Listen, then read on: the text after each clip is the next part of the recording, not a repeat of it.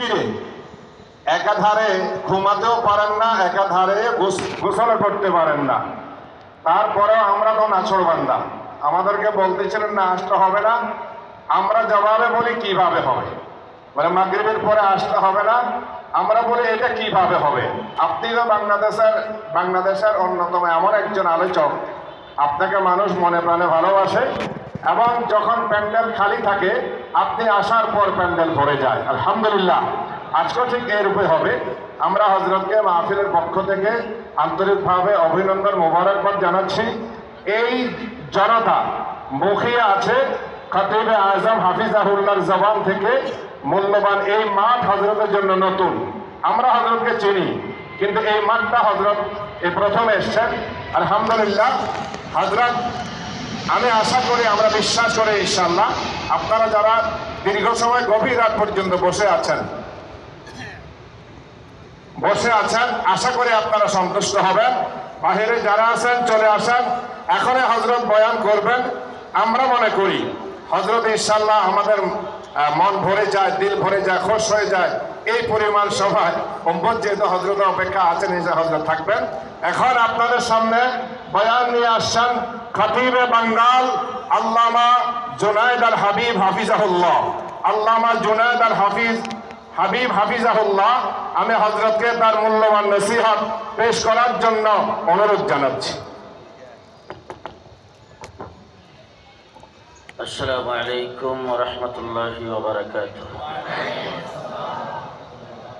দরুদ শরীফ পড়ি। আল্লাহুম্মা সাল্লি আলা মুহাম্মাদ ওয়া আলা আলি মুহাম্মাদ কামা সাল্লাইতা আলা ইব্রাহিম ওয়া আলা আলি ইব্রাহিম ইন্নাকা হামিদুম মাজিদ। আল্লাহুম্মা বারিক আলা মুহাম্মাদ ওয়া আলা আলি মুহাম্মাদ كما باركت على إبراهيم وعلى آل إبراهيم إنك حميد مجيد. إن الحمد لله وحده، والصلاة والسلام على من لا نبي بعده. أعوذ بالله من الشيطان الرجيم. بسم الله الرحمن الرحيم. وما خلقت الجن والإنس إلا ليعبدون. وقال تعالى: هو الذي أرسل رسوله بالهدى ودين الحق ليظهره على الدين كله وكفى بالله شهيدا. وقال تعالى: يرفع الله الذين آمنوا منكم والذين أوتوا العلم درجات. صدق الله العظيم. وقال رسول الله صلى الله عليه وسلم: لا يؤمن أحدكم حتى أكون أحب إليه من والده وولده والناس أجمعين. وقال عليه الصلاة والسلام: إن العلماء ورثة الأنبياء. وقال عليه الصلاة والسلام: من يرد الله به خيرا يفقهه في الدين، أو كما قال عليه الصلاة والسلام. محترم صدر اجلاس، মুআজ্জাজ হযরত উলামায়ে ইকরাম, সমবেত বেরাদরান ইসলাম, দীর্ঘ সময় দেশের শীর্ষস্থানীয় উলামায়ে ইকরামের জবান থেকে কোরআন এবং হাদিসের আলোকে বর্তমান সময়ের সময় উপযোগী আপনাদের সকলের জন্যে যেই সমস্ত জিনিস করণীয় এই সম্পর্কে বিস্তারিত আলোচনা শুনেছেন। বিশেষ করে আমার বন্ধুবর হযরতুল আল্লাম মুফতি মিজানুর রহমান সাইদ সাহেব যেহেতু দীর্ঘ একটা সময় দেশে ছিলেন না, ওইটার কাজা কাফারা সহ ওনাকে আদায় করতে হবে। এই জন্যে মাত্র 2 বার ওয়াজ করেছেন। আমি ভাবছিলাম যে যদি রাস্তায় আরেকটু জাম থাকতো, আরেকটু দেরিতে আসতাম, তাহলে ওনার ওয়াজটা ওই কাজাটা ভালো করে আদায় হতো। যাই হোক, উনি ওনার এই দীর্ঘ সময়ে নিশ্চয়ই যে কথাগুলি আপনাদের জন্য আমাদের জন্য দরকারি সেই কথাগুলি বলেছেন। আমরা মুহাম্মদুর রাসূলুল্লাহ সাল্লাল্লাহু আলাইহি ওয়াসাল্লামের উম্মত। নবী দামি আমরাও দামি, নবী দামি আমরাও দামি। কোরআন বলছেন কুনতুম খায়রা উম্মাতিন উখরিজাত লিন-নাস, আমাদেরকে খায়রে উম্মত লকব দিয়েছেন কোরআন। আল্লাহ পাক আমাদেরকে সার্টিফিকেট দিয়েছেন। নবী যাবে সকল নবীদের আগে জান্নাতে, আমরা যাব সকল উম্মতের আগে জান্নাতে। 2 নম্বর কথা হলো আমাদের এই দেশটা মুসলমানের দেশ। এই কথাটা সবাই বললেন না, আসতে বললেন, মানুষের যেন না শুনে। দেশটা কার দেশ? মুসলমানের দেশ। আমার বন্ধুবর হযরত মাওলানা মিজানুর রহমান সাইদ সাহেব আমেরিকা সফর করে এসেছেন। উনি লন্ডনেও যান, লন্ডনে সফর করেছেন। ইউরোপের একটা দেশ আছে, দেশটার নাম ইসলামের ইতিহাসে বলছে আন্দালুস। বর্তমান পৃথিবীর মানচিত্রে ওই দেশটার নাম হলো স্পেন। স্পেন 800 বছর পর্যন্ত মুসলমান শাসন করেছিল। স্পেনে আল্লামা কুরতুবীর জন্ম হয়েছে। গোটা স্পেনে বিশাল বড় বড় মসজিদ ছিল, মাদ্রাসা ছিল। স্পেনের অলিগুলিতে মুসলমানদের জন্য বিশাল বড় বড় লাইব্রেরি ছিল। জামে কুরতুবা, বর্তমানে ইংরেজরা ওইটার নাম দিয়েছে কর্ডোবা। আমি সেখানে বারবার গিয়েছি। বিশাল বড় মসজিদ, আমার বাইতুল মুকাররমের কয়েকটার সমান হবে। মসজিদের ভিতরে এত সুন্দর কারুকার্য, মসজিদের চতুর্দিকে এখনো আরবি অক্ষরে লেখা আছে লা গালিবা ইল্লাল্লাহ।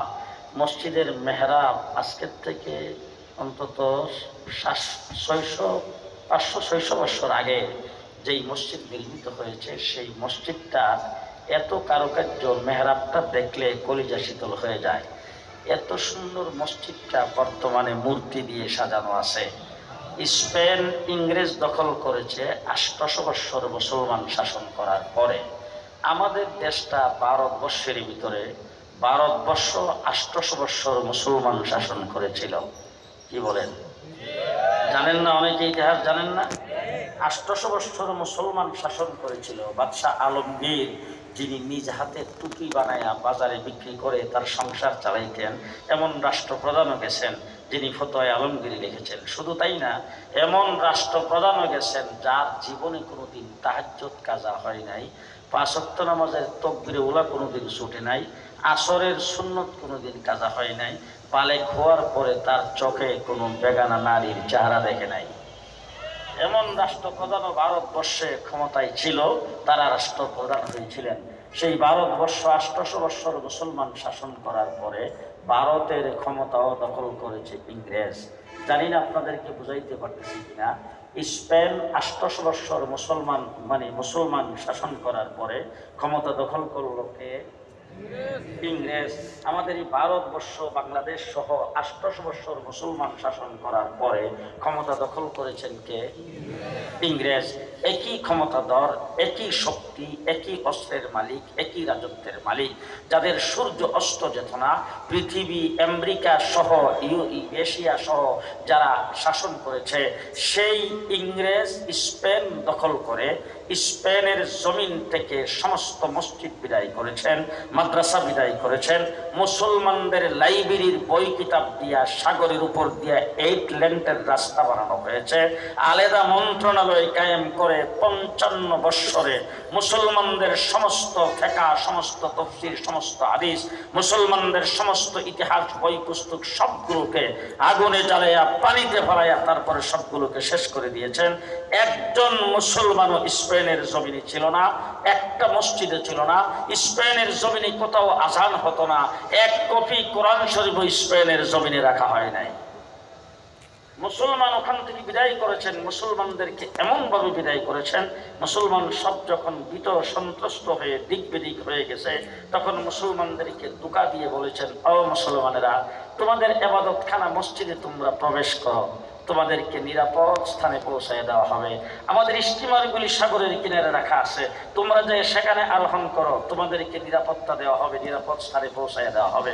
মুসলমান হাত পা গুঠাইয়া তাদের ধোঁকা বুঝতে পারে নাই। মসজিদে যারা আশ্রয় গ্রহণ করেছিলেন আর স্টিমারে যারা আশ্রয় গ্রহণ করেছিলেন, ইতিহাস সাক্ষী, স্টিমারে যারা আশ্রয় গ্রহণ করেছিলেন স্টিমার সাগরের মধ্যখানে নিয়ে নিচ দিয়ে ছিদ্র করে একই দিনে সমস্ত মুসলমানকে সাগরের মধ্যখানে পানিতে ডুবাইয়া মারা হয়েছে। মসজিদে যারা আশ্রয় গ্রহণ করেছিলেন মসজিদের ভিতরে বাহিরে পেট্রোল দিয়ে সমস্ত মুসলমানকে আগুন দিয়ে জ্বালায় শেষ করে দিয়েছে। গোটা স্পেন মুসলমান শূন্য হয়ে গেছে। মুসলমানদের একটা কাগজের টুকরাও সেখানে ছিল না, এক কপি কোরআন শরীফও ছিল না, একজন মুসলমানও ছিল না, একটা মসজিদ ছিল না। স্পেনের কোথাও আজাদ হয় না। এবার 2 নম্বর আসেন, আমাদের দেশ ভারতবর্ষ ইংরেজ দখল করেছেন। ইংরেজ দখল করে 250 বছর পর্যন্ত চেষ্টা করেছেন। স্পেনের যে ইংরেজ যে শক্তি স্পেন থেকে মুসলমানকে বিদায় করেছে, আমাদের দেশ থেকে মুসলমানকে বিদায় করার জন্য এই বাংলাদেশে 80,000 মাদ্রাসা ছিল। মাদ্রাসাগুলিকে বুলডোজার দিয়ে উড়িয়ে দিয়েছেন, মাদ্রাসাগুলিকে ভেঙ্গে খান খান করে দিয়েছেন। এদেশের আলেম ওলামায়ে কেরামকে আগুনে পুড়ায়া পানিতে ডুবায়া ফাঁসির কাষ্ঠে ঝুলায়া আলেম ওলামায়ে কেরামকে হত্যা করেছে। 250 বছর চেষ্টা করে স্পেন থেকে যারা ইসলামকে বিদায় করেছেন, আমাদের এই দেশ থেকে একদিনের জন্য ইসলামকে বিদায় করতে পারে নাই, মুসলমানকে বিদায় করতে পারে নাই।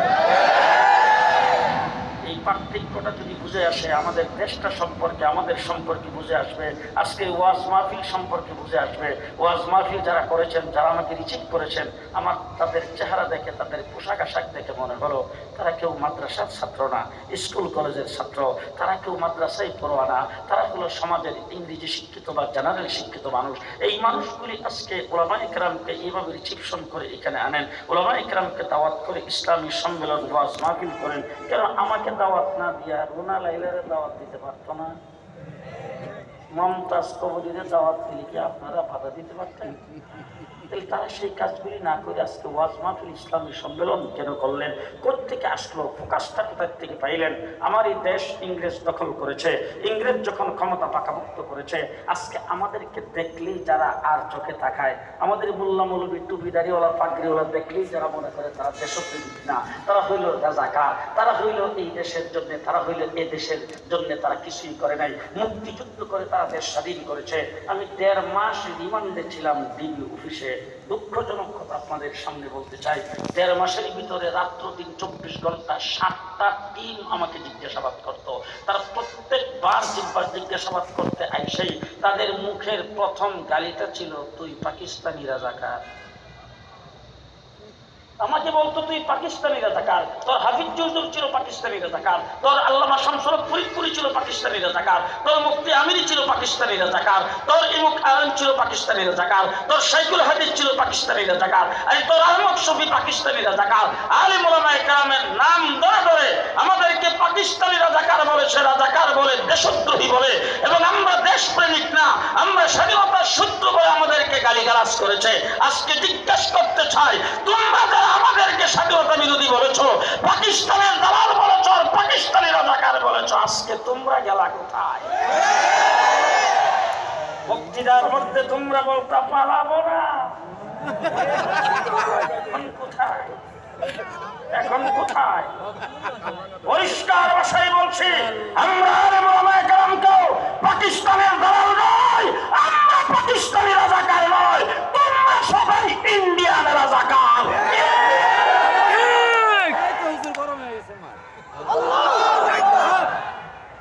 আল্লাহু আকবার।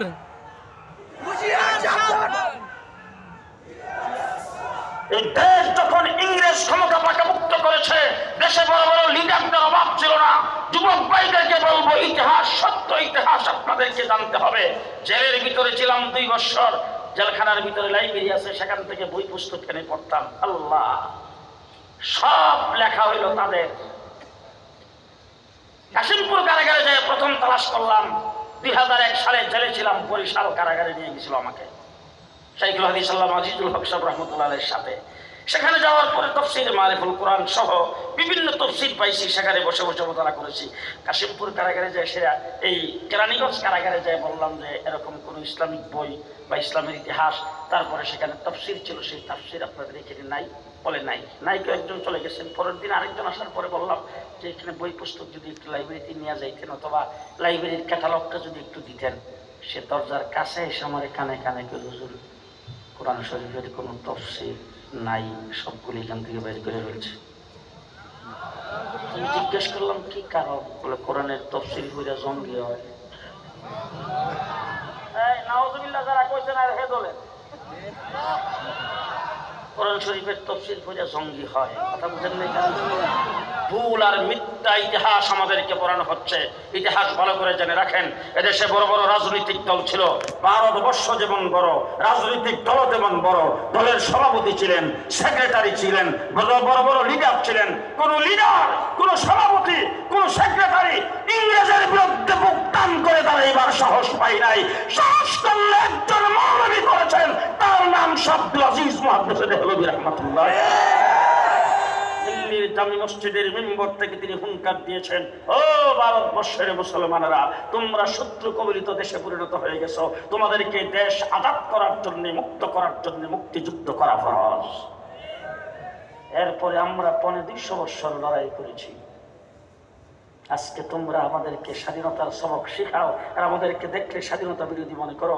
পরিষ্কার ভাষায় বলে দিলাম, স্বাধীনতার ইতিহাস যদি রচনা করতে চাও, আমার কাসেম নানতুবিকে বাদ দিয়া স্বাধীনতার ইতিহাস রচনা হবে না। আমার মাহমুদুল হাসান দেওবন্দিকে বাদ দিয়া স্বাধীনতার ইতিহাস রচনা হবে না। কাসেম নানতুবি রহমতুল্লাহ আলাইহি যদি শামিলির যুদ্ধে সেনাপতি না হতেন, আজাদী আন্দোলন যদি না করতেন, তার সুযোগ্য ছাত্র মাহমুদুল হাসান দেওবন্দি রেশমি আন্দোলন যদি না করতেন, মালতার জেলখানার ভিতরে যদি নির্যাতিত না হতেন, হুসাইন আহমদ মাদানী 144 ধারা ভঙ্গ করে যদি করাচিতে বক্তব্য না রাখতেন, দেশ স্বাধীন হতো না। যদি হুসাইন আহমদ মাদানীকে বাদ দিয়া স্বাধীনতার ইতিহাস রচনা হবে না। আমার বাংলাদেশের স্বাধীনতার ইতিহাস রচনা করবা, হাফিজ হুজুরকে বাদ দিয়ে স্বাধীনতার ইতিহাস রচনা হবে না। আমার শামসুল হক ফরিদপুরীকে বাদ দিয়ে স্বাধীনতার ইতিহাস রচনা হবে না। আমার শাইখুল হাদিসকে বাদ দিয়ে স্বাধীনতার ইতিহাস রচনা হবে না। স্বাধীনতার মূলে আমরা দেশপ্রেমিক। আমরা আজকে যারা আমাদেরকে দেখলে মনে করো দেশের জন্য আমরা কিছু করি নাই, তোমাদের কাউকে বর্ডারের কাছে পাওয়া গেল, তার ব্যাগের ভিতরে পাওয়া গেছে 70 লাখ। তোমরা দেশকে ভালোবাসছো দেশের সম্পদকে লুণ্ঠন করার জন্য। তোমরা দেশের ভালোবাসার স্লোগান দিয়েছো দেশে বড় বড় পদ পদবি পাওয়ার জন্য, মন্ত্রী হওয়ার জন্য, এমপি হওয়ার জন্য, দেশের সম্পদ লুণ্ঠন করে বেগম পাড়াই নিয়ে বাড়ি করার জন্য। আর আমরা দেশকে ভালোবাসছি হুব্বুল ওয়াতানি মিনাল ঈমান হিসাবে। আমরা দেশকে ভালোবাসি ঈমানের অঙ্গ হিসাবে, ঠিক না ঠিক? আজকে যদি দেশের উপর কোথাও থেকে আক্রমণ আসে, আর আক্রমণ যে করবেন তাতে তো বোঝাই গেছে। আমার বিজয় দিবসের দিন মিস্টার মোদী সাহেব কি বক্তব্য দিয়েছেন? এটা হিন্দুস্তানের বিজয়। মোদী সাহেব টের পান না, একটু আফগানিস্তানের দিকে তাকান। বিশ্বের সবচেয়ে বড় সুপ্রিম পাওয়ার আমেরিকাকে যারা ফেল পাস করে ছেড়ে দিয়েছেন, আপনি বাংলাদেশের দিকে তাকাইতে আগে দুটি সামলান, তারপরে তার তাকান। দেশ মুসলমানের দেশ। আল্লাহু আকবার।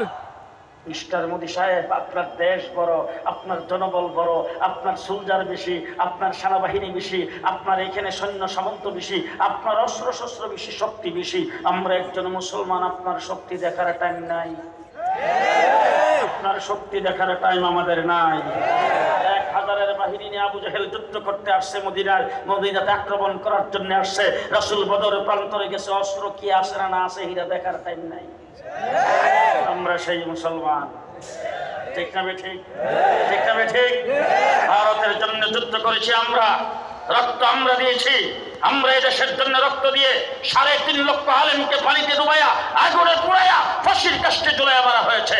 ঢাকার ভিক্টোরিয়া পার্কের থেকে সেই আরিচা রুট হয়ে, মংলা রুট হয়ে সোজা দিল্লি চাঁদনি চক পর্যন্ত রাস্তার 2 ধারের এমন কোনো গাছ ছিল না যেই গাছের ডালাই আলেমদের লাশ মাসের পর মাস না ঝুলে রয়েছে।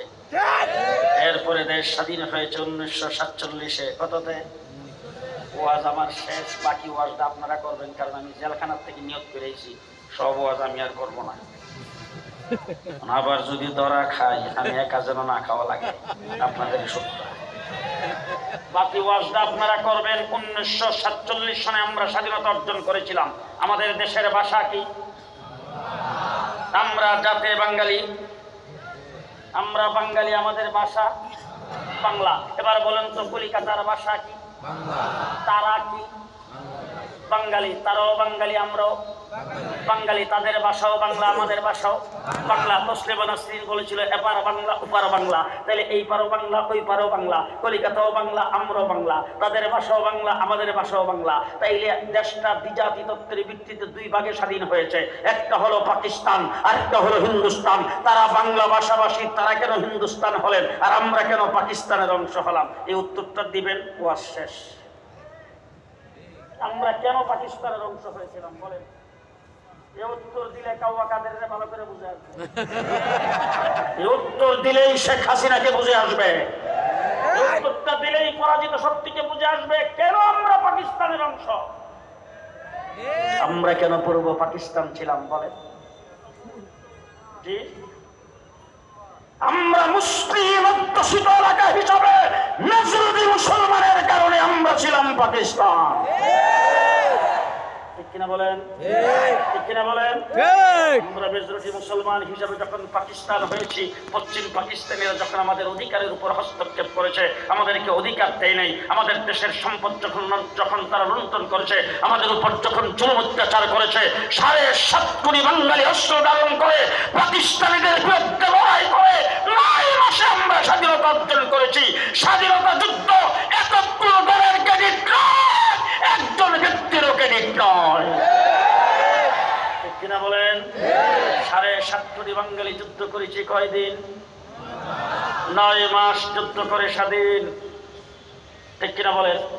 এবার জিজ্ঞেস করতে চাই, একটু কাশ্মীরের দিকে তাকান তো, কয় বছর যাবত যুদ্ধ করে? 72 বছর যাবত স্বাধীনতা লড়াই করতেছে। হয়েছে তো স্বাধীন? স্বাধীন হয়েছে তো? তাকান আমাদের পূর্ব দিকে আসাম 40 বছর স্বাধীনতা যুদ্ধ করে, হয়েছে তো স্বাধীন? ত্রিপুরার দিকে তাকান, 40 বছর যাবৎ স্বাধীনতার স্লোগান দিচ্ছে, হয়েছে কিনা স্বাধীন? হয়েছে কিনা স্বাধীন? তাহলে আজকে বাংলাদেশকে যারা স্বাধীনতার পক্ষ শক্তি বলে দাবি করো, তাদের চোখে আঙ্গুল দিয়ে বলতে চাই, আমরা যদি হিন্দুস্তানের অংশ হতাম 70 বছর স্বাধীনতা অর্জন করতে পারতাম না। পাকিস্তানের অংশ হিসেবে, মুসলমান হিসেবে আমরা 9 মাস লড়াই করে স্বাধীনতা অর্জন করেছি। স্বাধীনতার মূলে কি? স্বাধীনতার মূলে ইসলাম। স্বাধীনতার মূলে ইসলাম। মনে থাকবে তো? ইসলাম মনে থাকবে তো? মনে থাকবে তো? এবার জিজ্ঞেস করতে চাই, আমরা সবাই মুসলমান তো? আচ্ছা, কতক্ষণ পর্যন্ত মুসলমান হিসেবে থাকবেন? বুঝে শুনে উত্তর দিন, বুঝে শুনে উত্তর দিন। একটা ওয়াজ কিন্তু আমিও সব জায়গায় করি, আমাদের হুজুররাও সব জায়গায় করে। আমার এই দেশ, আমার এই দেশ শাহজালালের দেশ, আমার এই দেশ শাহপুরানের দেশ, আমার এই দেশ খান জাহান আলীর দেশ, আমার দেশের মাটির নিচে ওলি আব্দুল গাউস কুতুব শুয়ে আছেন। ওয়াজ করি না আমরা?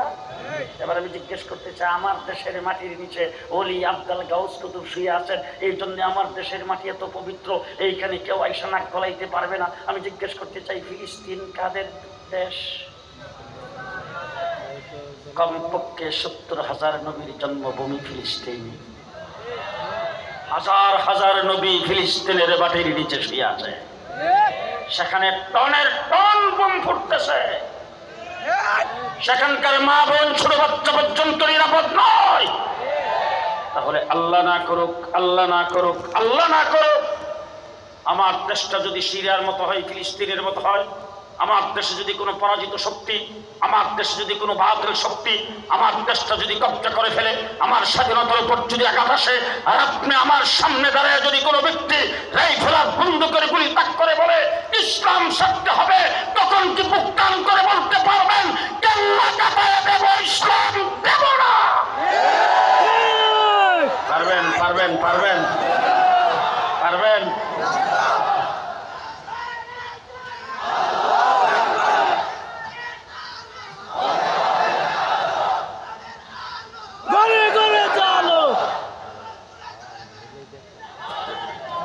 পরিষ্কার ভাষায় বলছি, কেল্লা কাটায় দেব, ইমান দেব না।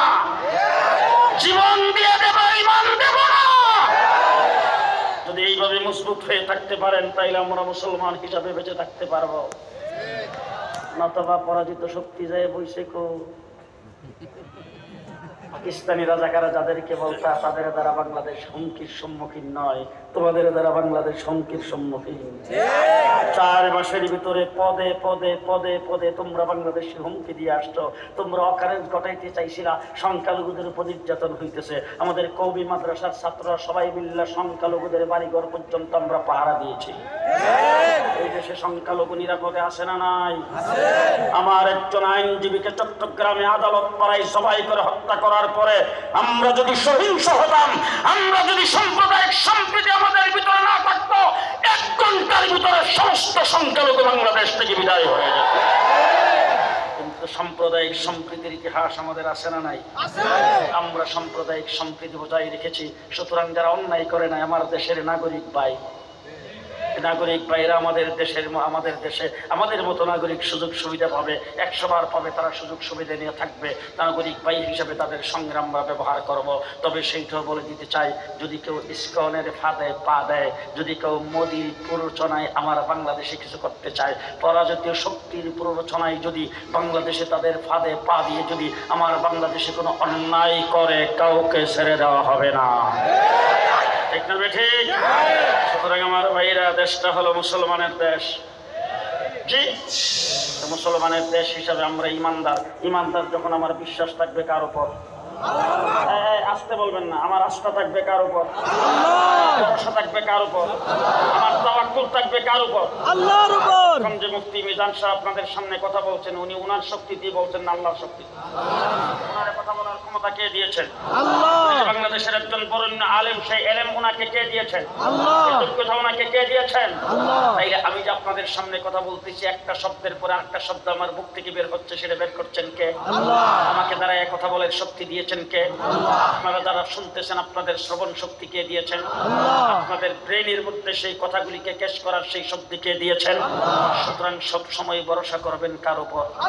আপনারা এই জায়গায় বসে বসে ওয়াজ শুনতেছেন, এখান থেকে উঠতে যাওয়ার শক্তি আপনার আছে না আল্লাহ দিলে? আল্লাহ যদি আপনাকে এখান থেকে উঠায় নেয় তাইলে যাবেন, নতুবা ওঠার শক্তি নাই। তাহলে 24 ঘন্টা হার হালাতে মুমিনের ভরসা থাকবে কার উপর? আরো জোরে। আমি 2 মাস জেলখানার ভিতরে থেকে যখন আসলাম, তখন আমি খুব অসুস্থ ছিলাম। আপনারা হয়তো দেখেছেন, হুইল চেয়ার আমি কোর্টে হাজিরে দিতাম। তো এরপরে এসে আমি যেদিন সারা পাইছি, ওই দিনে এসে আমি হাসপাতালে ভর্তি হয়েছি। আমার ছেলে আমার জামাইয়ের সঙ্গে, তখনকার যিনি স্বরাষ্ট্রমন্ত্রী ছিল, বারবার খালি হুঙ্কার দিতেছে, হ্যাঁ আজকে 3 দিন 4 দিন হয়ে গেছে জেল থেকে বের হয়েছে, আমার সঙ্গে এখনো দেখা করলো না। আমার জামাই আমার ছেলেরা আমাকে নিয়ে গেছেন অ্যাম্বুলেন্সে সচিবালয়ে। নেওয়ার পরে ওনার অফিসের একদম ভিতরের রুমে নিয়ে আমাকে বসাইছেন। এরপরে NSI, SB, BGFI সহ আরও যত গোয়েন্দা আছে সকলের প্রধান, তারপরে আর্মি, বিডিআর, তাদের সমস্ত প্রধানদেরকে নিয়ে আমার গোল করিয়া আমার মধ্যখানে বসায় তারপরে বসছেন। বৈশা মন্ত্রী সাহেব যে ওয়াজটা আমারে করছেন, এটা শোনার মতো। প্রথম শব্দটা বলছেন, আমাদের মাননীয় প্রধানমন্ত্রীর মতো এরকম ধার্মিক মহিলা পাইবেন খুব।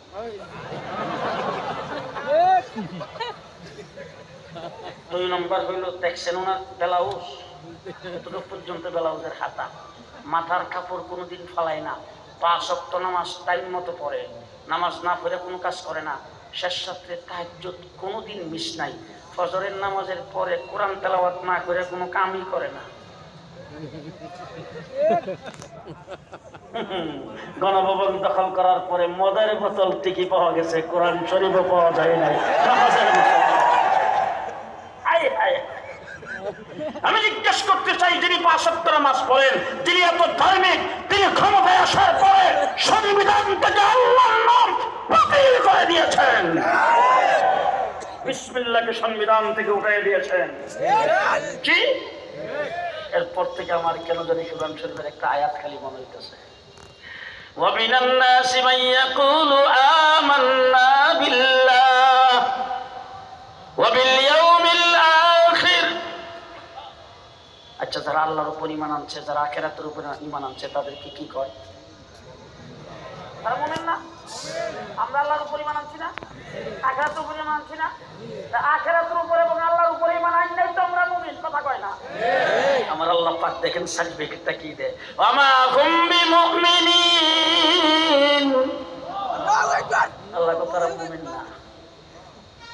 আল্লাহ কো তারা মুমিন না। বলে কেন মুমিন না?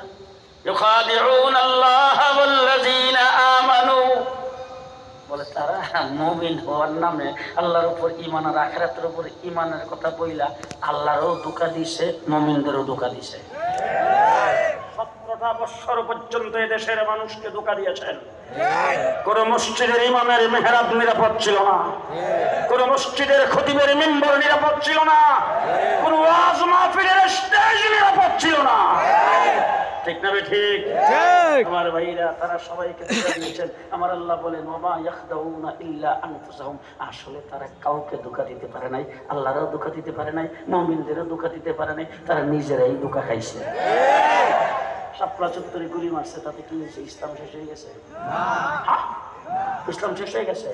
মুহাম্মদুর রাসূলুল্লাহ সাল্লাল্লাহু আলাইহি ওয়াসাল্লাম তাইফের জমিনে পাথরের মতো বৃষ্টির আঘাত খাইছে, ইসলাম কিন্তু শেষ হয়ে যায় নাই। আল্লাহর নবী দান শহীদ করেছেন উহুদের লড়াইয়ে, ইসলাম কিন্তু শেষ হয়ে যায় নাই। হযরত আমির হামজার লাশটাকে টুকরা টুকরা করা হয়েছে, ইসলাম কিন্তু শেষ হয়ে যায় নাই। ইমামে আজম আবু হানিফা জানাজা তার জেলখানা থেকে বের হয়েছে, ইসলাম কিন্তু শেষ হয়ে যায় নাই। ইমাম আহমদ ইবনে হাম্বলের গায়ে দৌড়া মারা হয়েছে, ইসলাম কিন্তু শেষ হয়ে যায় নাই। ইমাম মালিককে পিটাইতে পিটাইতে হাত ভেঙে দেওয়া হয়েছে, ইসলাম কিন্তু শেষ হয়ে যায় নাই। আমার বন্ধুগণ, বালাকোটের ময়দানে সৈয়দ আহমদ বেরলভী শাহ ইসমাইল শহীদ হয়েছে, ইসলাম কিন্তু শেষ হয়ে যায় নাই। পরে 200 বছর ইংরেজ আমাদেরকে নির্যাতন করেছে, ইসলাম কিন্তু শেষ হয়ে যায় নাই। শাপলা চত্বরে আল্লাহ মাহমুদ শফির বাহিনী রক্ত দিয়েছে, ইসলাম কিন্তু শেষ হয়ে যায় নাই। আল্লাহরও ধোঁকা দিতে পারে নাই, মুমিনকেও ধোঁকা দিতে পারে নাই, নিজেরাই ধোঁকা খাইছে। খাইয়া এখন আর খালি 17টা বছর বক্তৃতায় দাঁড়ায় গেছে খেলা হবে। আমি কিন্তু খেলার ময়দানে ছিলাম 17 বছর পুরাও। কথা কয় না, জেলে যাওয়ার আগে যেই ভাষায় কথা বলছি, জেল থেকে বাইরে তো ভাষার পরিবর্তন হয় নাই। খেলার মাঠে তো আমরা ছিলাম, 17 বছর তোমাদের সাথে খেলছি, কিন্তু দুঃখ হইল তোমরা যে আমাদের সাথে খেলতে আসতো, পুলিশ লীগের অস্ত্রের বিনিময়ে খেলতো, তোমাদের কোনো শক্তি নাই। যদি মনে করো তোমাদের শক্তি আছে, তাহলে এবার আসো দেখি কত দানে কত চাও। বলছিলা তো গত 10 তারিখে আইবা, তোলার রাশি দিয়ে বাড়ি সালাম দিছি আমি ঢাকা শহরে, বাড়ি সালাম দিও। হায় হায় হায়, আমার বন্ধুগণ, বিশ্বাস কার উপর? কার উপর? তাই এবার আপনাদের সামনে বলবো, জানি না আপনারা সমর্থন করবেন কিনা। আমার বাংলাদেশের সংবিধানে লেখা ছিল, এই দেশের এই সংবিধানের এই দেশ পরিচালনার আস্থা বিশ্বাস থাকবে একমাত্র আল্লাহর উপরে। গত 15 বছর যারা আমাদেরকে নির্যাতন করেছে, ধর্মনিরপেক্ষতাবাদীরা, তারা ক্ষমতায় এসে সংবিধান থেকে আল্লাহর নামকে কেটে দিয়েছেন। আজকে সংবিধান প্রণয়ন করার জন্য কমিশন গঠন করা হয়েছে। দাবি জানাবো, আল্লাহর উপর পূর্ণ আস্থা বিশ্বাস আবার সংবিধানে স্থাপন করতে হবে। এরা কেরা রাজি? আছেন না সবাই? আছেন না সবাই? 2 নম্বর কথাটা বলতে চাই। বিরক্ত দিচ্ছেন না তো? এই নম্বর কথা বলতে চাই। আচ্ছা, আমি মাদ্রাসায় পড়ছি, আমার সন্তানাদি কিন্তু সব মাদ্রাসায় পড়ে। মুফতি মিজান সব মাদ্রাসায় পড়ছে, ওনার সন্তানাদি সব মাদ্রাসায় পড়ে। ওনার বাবা ওনারে মৌলানা বানায়, মানে আলেম বানায়া, মৌলানা মুসা সাহেবের বাবা ওনারে মৌলভী বানায় ঠকছে। তো আমার বাবা আমারে মৌলভী বানায় ঠকে নাই। সুতরাং আমি আমার সন্তানাদি যারা আছে সবাই জমায় কইছি, আমার বাপের ঘর আমি হইলাম কাঠমোল্লা, তোরাও বানাবো কাঠমোল্লা। আমি যখন কাঠমোল্লা হয়ে ঠকছি না, তোরাও ঠকতে না, কইছে ঠকা। কিন্তু আপনাদের এই এলাকার স্কুলে পড়ে বেশি না মাদ্রাসায় পড়ে বেশি? কত বেশি? ও বাবা, গত রমজানের আগে আমাদের বাংলাদেশের হাইয়াতুল উলিয়া লিল জামিয়াতুল কওমিয়া, সারা বাংলাদেশের কওমি মাদ্রাসার দাওরায়ে হাদিস পর্যন্ত যত মাদ্রাসা, সব মাদ্রাসাগুলি একত্রিত হয়ে একটা বোর্ডে পরীক্ষা হয়েছে। সেই বোর্ডের নাম হলো হাইয়াতুল উলিয়া। মাত্র ছাত্র ছাত্রীর সংখ্যা মাত্র 32,000। কয় হাজার? একই টাইমে মেট্রিক পরীক্ষা 20 লাখ।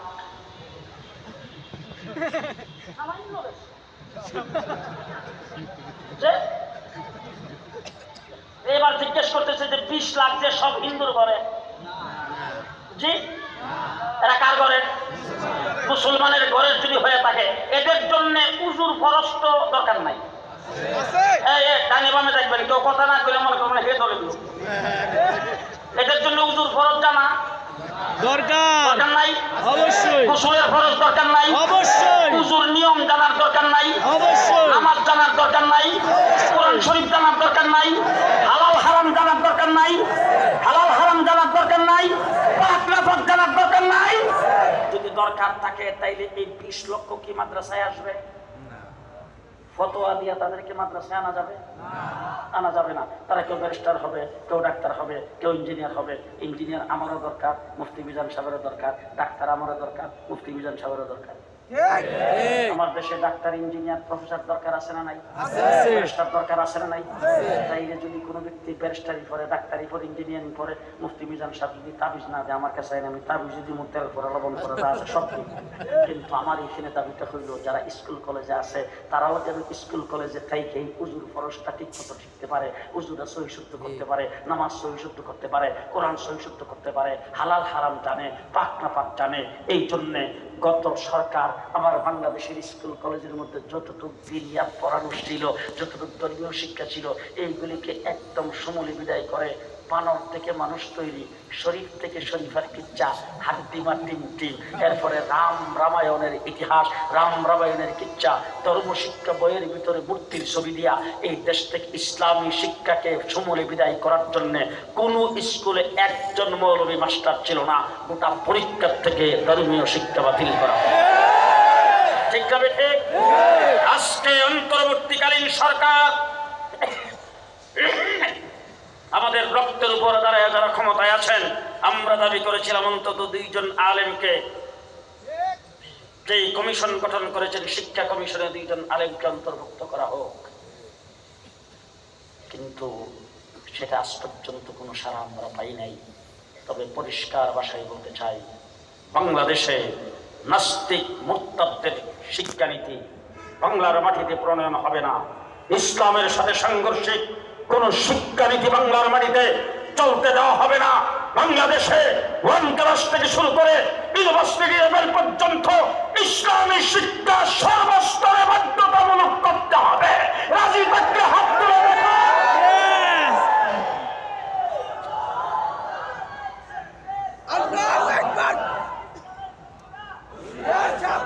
শেষ কথা আপনাদের সামনে বলতে চাই, দেশটা মুসলমানের দেশ। 1971 দেশ স্বাধীন হওয়ার পরেই সর্বপ্রথম দেশের যারা ক্ষমতায় আসছিলেন তারা আইসা একটা ঘোষণা দিয়েছেন, আমার সোনার বাংলা। কি বাংলা? আমি নিজে চোখে দেখছি, একজনে গুলি করছে, আরেকজনে খাইছে। আপনারা দেখছেন কিনা জানি না, আপনারা কেউ দেখেন না। রাস্তার কিনারে প্রচুর দুগা একটাও কথা কয় না। কিছুদিন পরে আসলো সবুজ বাংলা। এরশাদ চাচা ক্ষমতায় এসে বলল দুনো বাংলা শেষ, নতুন বাংলা। লেডি প্রধানমন্ত্রী ক্ষমতায় এসে ঘোষণা দিয়েছেন আধুনিক বাংলাদেশ। কিছুদিন পরে মডার্ন বাংলাদেশ। হঠাৎ করে দেশটা হয়ে গেল ডিজিটাল বাংলাদেশ। পদ্মা ব্রিজ উদ্বোধনের সময় ঘোষণা দিয়েছেন স্মার্ট বাংলাদেশ। স্মার্ট বাংলাদেশ। সব বাংলা দেখা শেষ। এই দেশে রক্ত সবচাইতে বেশি আমরা দিয়েছি। আজকে আমার বন্ধু মুফতি মিজান সাহেব এখানে আছেন, আমার ভাই মাওলানা মিজান সাহেব এখানে আছেন, মুসা সাহেব এখানে আছেন। বাংলাদেশের বিএনপি জামাত সহ বিরোধী দলগুলি নির্যাতিত হয়েছে, তাদের অনেককে ক্রস ফায়ার দেওয়া হয়েছে, অনেককে ফাঁসির কাস্টে ঝোলানো হয়েছে, অনেককে গুলি করে হত্যা করা হয়েছে। তাদের বিরুদ্ধে হাজার হাজার মামলা দিয়ে লক্ষ লক্ষ আসামি করে তাদের কাউকে বাড়িতে থাকতে দেওয়া হয় নাই। জেলখানার ভিতরে তাদেরকে অনেককে আবদ্ধ করে রাখা হয়েছে। রিমান্ডে নিয়ে তাদেরকে হাড় গুড় পিটে ভেঙে দেওয়া হয়েছে। আমরা একটাও স্বীকার করি না তাদের নির্যাতনের কারণে আমরা দুঃখিত। কিন্তু বুকে হাত রেখে জিজ্ঞেস করতে চাই, আপনাদের 15 বৎসরের নির্যাতন যদি এক পাল্লায় উঠান, আমার শাপলা চত্বরের এক রাত্রির সমান হবে না। এক সাগর রক্ত শাপলা চত্বরে আমরা দিয়েছি। 15 বৎসরের ইতিহাস হলো রক্ত দেওয়ার ইতিহাস। আন্দোলন সংগ্রামের ময়দানে আমরা ছিলাম। সর্বশেষ 2024-এর জুলাই আগস্টের আন্দোলনে স্কুল কলেজ ইউনিভার্সিটির ছেলেরা যখন আপনাদের এই কুড়িল বিশ্ববিদ্যালয়ের রাস্তা যখন কুড়িল বিশ্ব রোডের রাস্তা যখন বন্ধ করে দিয়েছেন, যখন উত্তরার রাস্তাঘাট বন্ধ করে দিয়েছেন, সারা ঢাকা সহ সারা বাংলাদেশ সহ মাঠে নেমে আসছেন, আবু সাইদ সহ তাদেরকে যখন পাখির মতো গুলি করে মারা শুরু করে দিয়েছেন, আমার কওমি মাদ্রাসার কোনো ছাত্র শিক্ষকের কৌটার কোনো প্রয়োজন নাই। আমরা চাকরি নেওয়ার জন্য যাই না, চাকরির আবেদন কোথাও করি না, কিন্তু স্কুল কলেজের ছাত্ররা আমাদের ভাই, তারা যখন রক্ত দেওয়া শুরু করেছে, তাদের উপর যখন নির্বিচারে গুলি চালানো শুরু হয়েছে, আমার কওমি মাদ্রাসার ছাত্র একজনও ঘরে বসে থাকে নাই, রাস্তায় নেমে রাস্তায় নেমে রাস্তায় জীবন আমরা দিয়েছি, রক্ত দিয়েছি। সে রক্তে দেওয়ার পরে আজকে দাঁড়িয়ে বলতে চাই, জুলাই আগস্টের আন্দোলন এই নতুন স্বাধীনতা পেয়েছে, সামনের এই বাংলাদেশ হবে ইসলামের বাংলাদেশ। দুই হাত উঁচু করে দেখাবো। ইসলামের বাংলাদেশ করার জন্য যদি রাস্তায় নামতে হয়,